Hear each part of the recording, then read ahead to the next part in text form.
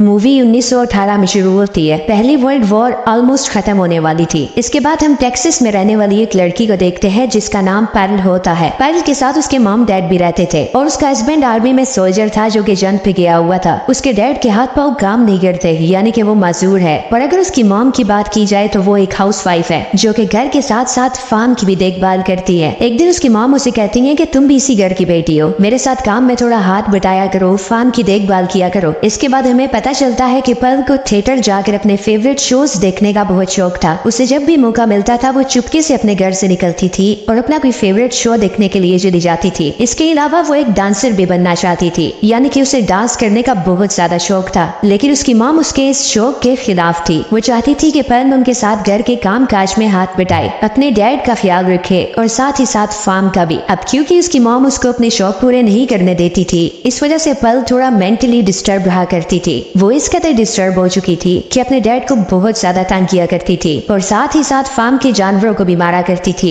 अकेलापन महसूस करने की वजह से उसे नशे की भी आदत हो गई थी। क्या सिगरेट, क्या शराब, वो हर नशा किया करती थी। अकेलेपन को दूर करने के लिए वो नशा करने के साथ साथ अपने हस्बैंड के भेजे हुए लेटर्स को भी पढ़ा करती थी। फिर एक दिन जब वो थिएटर देखने जाती है तो उसकी मुलाकात थिएटर के डायरेक्टर से होती है। डायरेक्टर को पर्ल बहुत ज्यादा पसंद आई थी, इसलिए वो उससे बातें करने लगता है। पर्ल उसे कहती है कि मैं डांसर बनना चाहती हूँ, मुझे डांस करने का बहुत ज्यादा शौक है। डायरेक्टर उसे कहता है कि तुम एक अच्छी डांसर बन सकती हो और साथ ही फ्री में उसे उसका शो देखने की भी ऑफर देता है। लेकिन पर्ल काफी शर्मीली थी, इसलिए वो उसे मना कर देती है। डायरेक्टर उसे शो की कैमरा रिंग देता है, जिसके बाद पर्ल वहाँ से चली जाती है। पर्ल आज बहुत ज्यादा खुशी महसूस कर रही थी। वो खेतों में जाकर वहाँ लगे स्केयरक्रो के साथ खेलने लगती है। वो उसके साथ डांस करने की कोशिश कर रही थी, लेकिन स्केयरक्रो थोड़ी ऊंचाई पे लगा हुआ था, इस वजह से उसे डांस करने में थोड़ी मुश्किल हो रही थी। अब पर्ल उसे तोड़कर नीचे फेंक देती है और फिर जमीन पे ही उसके साथ डांस करने लगती है। वो स्केयरक्रो के साथ कपल डांस कर रही थी और अपने शौक में बहुत ज्यादा खोई हुई थी। तभी अचानक डांस करते करते उसे स्केयरक्रो में डायरेक्टर का फेस नजर आने लगता है, लेकिन वो अपना डांस कंटिन्यू रखती है। दरअसल पर्ल का ज़हनी तवाज़ुन वक्त के साथ साथ और ज्यादा खराब होता जा रहा था। वो स्केयरक्रो के साथ थोड़ी देर और डांस करती है और फिर अपने घर चली जाती है। वो लेट घर आई थी, इस वजह से उसकी मॉम उस पर काफी ज्यादा गुस्सा करती है। फिर रात में डिनर टाइम में उसकी मॉम उससे पूछती है कि मैंने तुम्हें जो पैसे दिए थे उनमें से 8 सिक्के कम हैं, बताओ तुमने वो पैसे कहाँ किए हैं। पर्ल अपनी मॉम की इस बात को इग्नोर कर देती है और कोई जवाब नहीं देती। अब उसकी मॉम को उसका ये बिहेवियर बुरा लगता है, इस वजह से वो उसके सामने से उसके खाने की प्लेट खींच लेती है और फिर से पर्ल से उन 8 सिक्कों का हिसाब मांगती है। इस बार भी पर्ल उनकी बात का कोई जवाब नहीं देती और गुस्से में खाने की टेबल से उठ के चली जाती है। दरअसल पर्ल ने वो सिक्के अपना फेवरेट शो देखने के लिए खर्च कर दिए थे, क्योंकि आज थिएटर में उसका फेवरेट डांस शो लगा हुआ था और वो ये बात अपनी मॉम से छुपा रही थी, इस वजह से वो उन्हें कोई जवाब नहीं देती। फिर अगले दिन उसके घर उसके हस्बैंड की सिस्टर आती है जो कि अमेरिकन थी और काफी खूबसूरत भी थी। उसने ड्रेसिंग भी अच्छी खासी एक्सपेंसिव की हुई थी। उसे देख के लग रहा था कि वो किसी रिच फैमिली से बिलोंग करती है। वो पर्ल से कुछ बातें करने के बाद उसे बताती है कि 2 दिन बाद यहाँ चर्च में एक डांस शो का ऑडिशन है, पर मेरे यहाँ आने की वजह यही है, मैं उस डांस शो के ऑडिशन में परफॉर्म करके सिलेक्ट होना चाहती हूँ। उस शो में और भी बहुत सी लड़कियां परफॉर्म करेंगी और फिर उनमें से कुछ बेस्ट डांसर्स को सिलेक्ट किया जाएगा, जिसका प्राइज ये होगा कि उन सिलेक्टेड डांसर्स को 7 मुल्कों की सैर करवाई जाएगी और इसके अलावा भी बहुत कुछ मिलेगा। ये सुन के पर्ल की आंखों में चमक सी आ गई थी। वो भी इस डांस शो में परफॉर्म करना चाहती थी, क्योंकि डांस उसका सबसे बड़ा जुनून था। उसका ख्वाब था कि कभी वो भी एक अच्छी डांसर बन सके। अब पर्ल उसे कहती है कि मैं भी ये ऑडिशन देना चाहती हूँ, जिसके जवाब में उसके हस्बैंड की सिस्टर कहती है कि ठीक है तुम भी आ जाना, लेकिन ये बात किसी को भी मत बताना। अब पर्ल बहुत ज्यादा खुश हो जाती है। उसे अपना एक अच्छी डांसर बनने वाला ख्वाब पूरा होता हुआ नजर आ रहा था। फिर शाम में वो थिएटर जाती है और डायरेक्टर से मिलती है। वो उसे उस ऑडिशन के बारे में बताती है और कहती है मैं उसमें परफॉर्म करना चाहती हूँ, मैं उसमें सेलेक्ट होना चाहती हूँ, लेकिन मुझ में इतना कॉन्फिडेंस नहीं है कि मैं वहाँ पे परफॉर्म कर सकूँ। मैं नहीं चाहती कि मेरा कॉन्फिडेंस लूज होने की वजह से मैं उस ऑडिशन में रिजेक्ट हो जाऊँ। अब डायरेक्टर उसकी ये बातें सुन के उसे कहता है मुझे पूरा यकीन है कि तुम एक अच्छी डांसर बनोगी और उस ऑडिशन में तुम भी सिलेक्ट होगी। तुम अपने आप को किसी से कम मत समझो, तुम ये कर सकती हो, खुद पे यकीन रखो। फिर डायरेक्टर उसे वहाँ एक मूवी दिखाता है जो कि अभी तक थिएटर में नहीं दिखाई गई थी। कानूनी तौर पे इस मूवी को थिएटर में प्ले करने की इजाजत नहीं थी, यानी कि ये मूवी बच्चों के देखने वाली तो बिल्कुल भी नहीं थी, लेकिन डायरेक्टर उसे ये मूवी इसलिए दिखा रहा था ताकि उसका कॉन्फिडेंस बूस्ट कर सके। मूवी प्ले होने के साथ साथ वो उससे ये बातें भी कर रहा था कि तुमने अपने ख्वाबों को पूरा करने की हर मुमकिन कोशिश करनी है। डायरेक्टर उसे दरअसल एक होप दे रहा था ताकि पर्ल का कॉन्फिडेंस बढ़ सके। पर्ल कहती है कि मैं भी अपने इस ख्वाब को पूरा करना चाहती हूँ, लेकिन मेरी फैमिली मुझे इस सब में सपोर्ट नहीं करती, इस वजह से मैं बहुत ज्यादा परेशान रहती हूँ। अब अपनी इस ख्वाब के लिए अपनी फैमिली को तो नहीं छोड़ सकती। सकती ना। ये बातें करने के बाद पल अपने घर में वापस आ जाती है। फिर रात में सोने से पहले वो अपने हस्बैंड की पिक्चर देखती है क्योंकि वो उसे बहुत ज्यादा मिस कर रही थी। वो सोच रही थी कि आज मुझे अपने हस्बैंड की सबसे ज्यादा जरूरत है, उसे इस पल में मेरे साथ होना चाहिए था, लेकिन वो तो यहाँ पे है ही नहीं। लेकिन साथ ही साथ वो कुछ ईविल भी सोच रही थी। वो अपने इस ख्वाब को लेकर इतनी ज्यादा खुदगर्ज हो चुकी थी कि वो सोच रही थी कि अगर मेरे इस ख्वाब के पूरा होने के रास्ते में कोई भी आया तो मैं उसकी जान ले लूंगी। लेकिन अब सबसे पहले उसे अपनी फैमिली को डील करना था। नेक्स्ट मॉर्निंग वो अपने फादर को पास में ही एक लेक के किनारे लेके जाती है। इस लेक में एक क्रोकोडाइल भी था और लेक के जितना पास उसने अपने डैड की व्हील चेयर रोकी हुई थी, ऐसा लग रहा था कि अगले ही पल वो उन्हें धक्का देने वाली है। लेकिन उसके ऐसा करने से पहले ही वहाँ उसकी मॉम आ जाती है। वो पल पे हमेशा नजर रखा करती थी क्योंकि वो ये बात जानती थी कि उसका दिमागी तवाज़ुन ठीक नहीं है। वो पल के पास आके उसे कहती है कि बेटा जल्दी से अपने डैड को घर लेके जाओ। पल उनकी बात मान जाती है और अपने डैड को घर ले आती है। फिर रात में डिनर के टाइम उसकी मॉम उसे कहती है, मुझे तुम्हारे रूम से एक शो का पोस्टर मिला है। मैं ये बात जान चुकी हूँ कि तुम मुझसे छुप के थिएटर जाती हो, लेकिन मेरी एक बात जान लो, आज के बाद ऐसा नहीं होगा। असल में इस वक्त में थिएटर, डांस, इन सब चीजों को बुरा समझा जाता था और इसी वजह से उसकी मॉम हमेशा उसे इन चीजों से रोका करती थी। अब पल उन्हें कहती है कि आप मेरे साथ ऐसा नहीं कर सकती, ये मेरा ख्वाब है, आप इसे पूरा होने से नहीं रोक सकती। आपको किसने हक दिया कि आप मुझसे मेरे सपने छीनो? कल चर्च में ऑडिशन होने वाला है और मैं वहाँ पे जाऊंगी, वहाँ पे परफॉर्म करूंगी और सिलेक्ट होकर एक अच्छी डांसर बनूंगी। लेकिन उसकी मॉम उसे मुसलसल ऐसा करने से रोक रही थी। जब पल उनसे जिद करने लगती है तो वो उसे स्लैप कर देती है और गुस्से में आकर बहुत ज्यादा डांटती है। अब उन दोनों में हाथापाई शुरू हो जाती है जिस वजह से अचानक पल की मॉम के कपड़ों में आग लग जाती है। ये देख के पल भी बहुत ज्यादा डर गई थी और वो जोर जोर से चीखने लगती है। इसके बाद वो पानी उठाती है और अपनी मॉम पे फेंकने लगती है। आग तो बुझ जाती है लेकिन इतनी देर में उसकी मॉम काफी ज्यादा झुलस चुकी थी। अब वो अपनी मॉम को घसीटते हुए नीचे बेसमेंट में ले जाती है, उन्हें वहाँ पे लॉक करती है और अपने घर से निकल के थिएटर चली जाती है। अब वो बहुत ज्यादा परेशान थी इसलिए डायरेक्टर से मिलकर उसे हक कर लेती है। रात में वो डायरेक्टर के साथ ही रुकती है। फिर सुबह होने के बाद जब वो अपने घर के लिए जाने वाली थी तो डायरेक्टर उसे कहता है, रुक जाओ पल, मैं तुम्हें अपने साथ लेके जाऊंगा, तुम्हें मैं तुम्हारे घर ड्रॉप कर दूंगा, यूं अकेले मत जाओ। वो मान जाती है।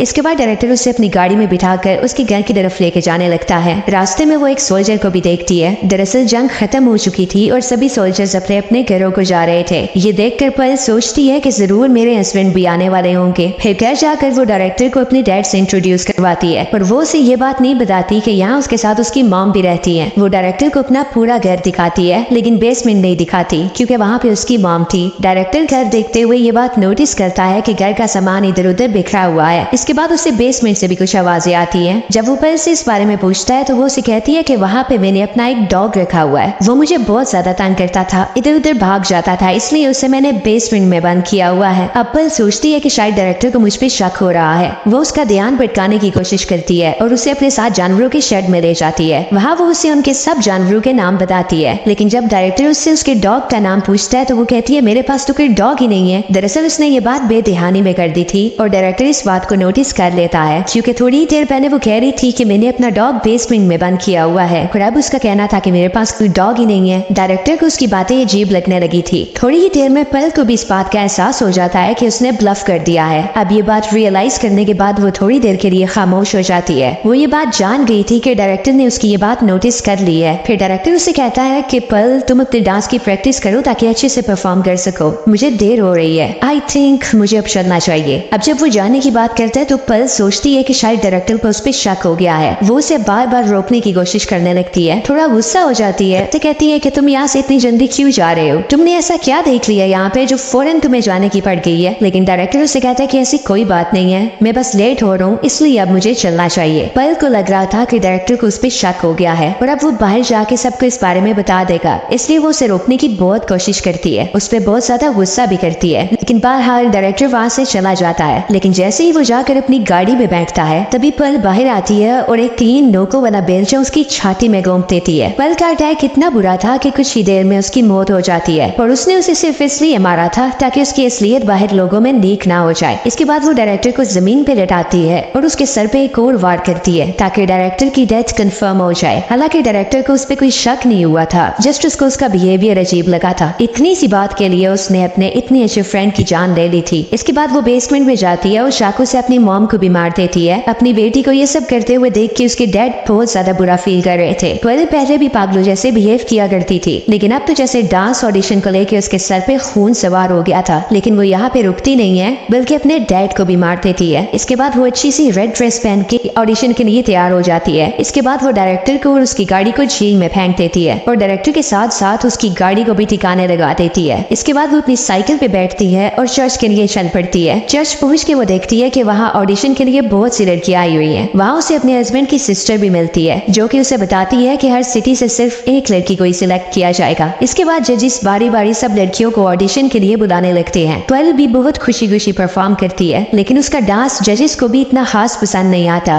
साथ ही साथ वो इस सिटी से एक ऐसी लड़की सिलेक्ट करना चाह रहे थे जो कि अमेरिकन दिखती हो, जिसके बाल ब्लॉन्ड होने चाहिए। पेarl में उन्हें ये दोनों क्वालिटीज नहीं नजर आ रही थी, इसलिए वो उसे रिजेक्ट कर देते हैं। पेarl उनकी बहुत मिन्नतें करती है कि प्लीज मुझे सिलेक्ट कर लो, इस दिन के लिए मैंने बहुत मेहनत की है। वो रोती है, गिड़गिड़ाती है, लेकिन उसकी बात नहीं मानी जाती। जजेस उसे जाने के लिए कहते हैं और जब वो नहीं जाती तो वो जबरदस्ती उसे वहाँ से निकलवा देते हैं। चर्च के बाहर आके पेarl जोर जोर से रोने लगती है। तभी उसके हस्बैंड की सिस्टर वहाँ आती है और उसे अपने साथ उसके घर ले जाती है। घर पहुँचने के बाद भी पेarl काफी ज्यादा परेशान नजर आ रही थी। उसे शायद इस बात का पछतावा था कि जिस ऑडिशन के लिए उसने अपनी फैमिली का मर्डर कर दिया, उस ऑडिशन से उसे पहली फुर्सत में ही रिजेक्ट कर दिया गया। उसके हस्बैंड की सिस्टर अब उसका मूड अच्छा करने की कोशिश करती है। वो कहती है कि अगर तुम्हारे दिल पे किसी किस्म का बोझ है तो तुम मुझसे शेयर करके उसे हल्का कर सकती हो। पेarl उसे ये बात बता देती है कि उसने अपने पेरेंट्स को मार दिया है और साथ ही साथ थिएटर के डायरेक्टर को भी। ये सुनकर उसके हस्बैंड की सिस्टर काफी ज्यादा शॉक हो जाती है। पेarl उसे ये भी बताती है कि अब उसे अपने हस्बैंड का कोई इंतजार नहीं, वो अगर जंग में मारा भी जाए तो इस बात से उसे कोई फर्क नहीं पड़ेगा। पेarl उसे बताती है कि मैंने सोचे समझे बगैर अपने पेरेंट्स को मार दिया, इस बात का मुझे काफी ज्यादा दुख है। उसके हस्बैंड की सिस्टर अब उससे डरने लगी थी, लेकिन वो समझदारी से काम देती है और पैनिक नहीं होती। वो उसे बातों में बहला फुसला के वहाँ से निकलने की कोशिश करती है, लेकिन पेarl उसे कहती है कि मैं जानती हूँ कि तुम्हारी सिलेक्शन हो गई है, तुम अमेरिकन भी हो और तुम्हारे बाल भी ब्लॉन्ड है, उन्हें तुम जैसे ही किसी लड़की की जरूरत थी। अब जाते जाते वो उसे कहती है कि हाँ ये बात सच है कि मेरी सिलेक्शन हो गई है और अब मुझे प्राइज में 7 कंट्रीज का टूर करवाया जाएगा। ये सुनकर पेarl काफी ज्यादा जेलस फील कर रही थी। वो सोच रही थी कि जिस पोजीशन के लिए मैंने इतनी ज्यादा मेहनत की, अपने पेरेंट्स तक की जान ले ली, अपने फ्रेंड की जान ले ली, वो आज किसी और को मिल गई है। अब जैसे ही उसके हस्बैंड की सिस्टर घर से बाहर आती है, पेarl एक कुल्हाड़ी उठाए उसके पीछे पीछे आ जाती है। ये देखकर वो लड़की पैनिक हो जाती है और वहाँ से भागने लगती है। पेarl उसका पीछा करने लगती है। वो ज्यादा दूर तक नहीं भाग सकती और थोड़ी ही देर में पेarl उस पे पीछे से अटैक कर देती है और फिर उसकी भी जान ले लेती है। इसके बाद हम देखते हैं कि रात पे पेarl अपने घर के डाइनिंग टेबल पे बैठी हुई है। साथ वाली सीट से उसने अपने मरे हुए पेरेंट्स को भी बिठाया हुआ था। फिर अगली सुबह हम देखते हैं कि उसका हस्बैंड वापस आ जाता है। जब घर में एंटर होकर वो उसके पेरेंट्स को ऐसे मरे हुए डाइनिंग टेबल पे देखता है तो काफी ज्यादा शॉक हो जाता है। तभी पेarl फेस पे स्माइल लिए हुए उसे कहती है कि मैं आपको बहुत ज्यादा मिस कर रही थी, आपने आते आते इतनी देर क्यों लगा दी, चले आए साथ मिलके खाना खाते हैं। पेarl को देख के ये महसूस हो रहा था